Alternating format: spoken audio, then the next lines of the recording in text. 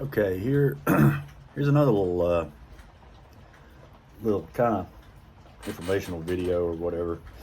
I just love to talk about knife making and all the everything that goes along with it. One of my little tricks. Well, first of all, let me say, and most of you probably already know this, if not all, that a sharp knife is safer than a dull knife. I'll let you guys figure that out. But to find when you're knife making, everything has to be symmetrical. It has to be, as far as the blade goes, unless you're making some weird specialty piece. But I'm constantly looking down the spine of the blade, the spine, the back, the front.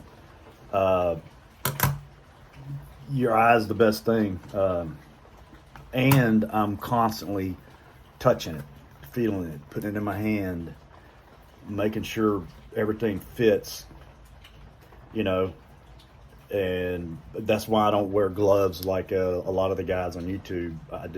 I have to have a touch, and I mean, you could find high spots or low spots in your blade, the shape, right there. That's pretty good. Got a little one right there, but yeah. So one of the main things is you need to find the center of your blade. Well, your knife, the whole knife, and the reason for that. Well, first of all, this is how you do it. You can either get some layout ink, which is the blue stuff that machinists use, but you got to pay money for that. This was free that I found in the wife's drawer. It works the same. I mean, you just you put it, you cover the entire piece you're wanting to measure, and especially for the blade portion, it has to be dead on, because you have to find the center. And then how you do that is you get something flat. You get I use a drill bit. It's just so easy. The same thickness as your blade. The reason being is because, of course, the middle is the tip. I mean, the tip of the bit is going to be halfway. So you take that and you scribe.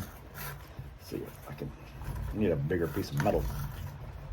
You hold it as flat, and then you just run it down the blade.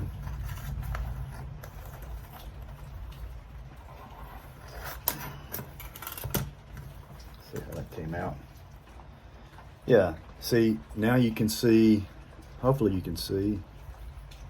Oh, hell. Is it gonna let me? There's a line on there anyway. A little scribe mark.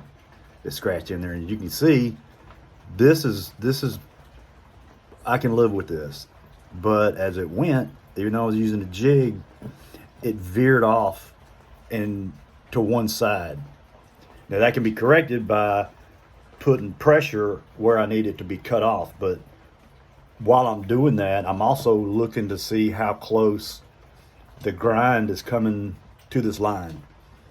And also, you don't want to grind this as to your final width, because you're going to heat treat this knife, and some knives will warp.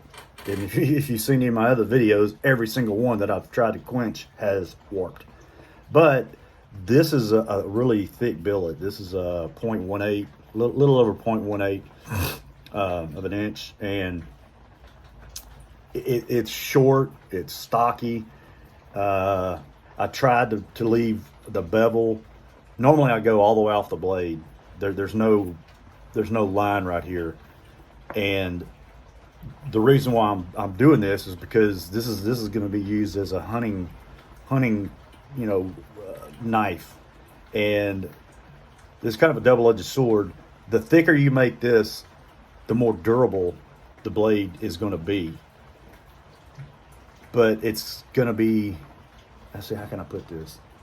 The thinner blades are going to be easier to sharpen. The thinner the blade is, the really easy you can sharpen this with, because I'm going to have to put a pretty aggressive angle for the cutting edge because the blade is so thick and the grind bevel doesn't go all the way up. So anyway, which should help in the heat treat is what's my whole point. I mean, it's a pretty beefy little thing. So anyway, I'll be posting some more, I'm sure.